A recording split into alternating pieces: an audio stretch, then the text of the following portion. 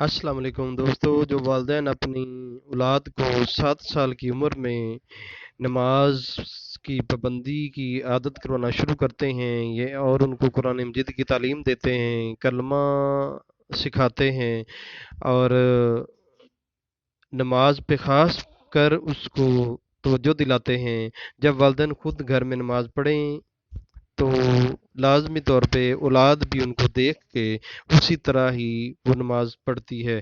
تو لہذا سب سے پہلے والدین خود نماز کی پابندی کریں، پھر دیکھا دیکھی ان کی اولاد بھی اسی راستے پہ چل پڑے گی، اور یوں آپ کی اولاد الحمدللہ بہترین فرما بردار، ذہین اور ادب اخلاق والی ہوگی۔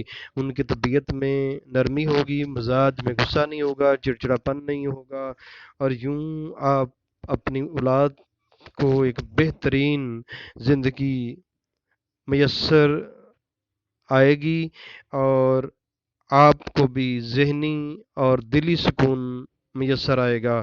سب سے پہلے لازم ہے کہ ہم اپنی اولادوں کی حفاظت کریں۔ جب ان کی 7 سال عمر ہو جائے تو ان پر توجہ دینی شروع کر دیں۔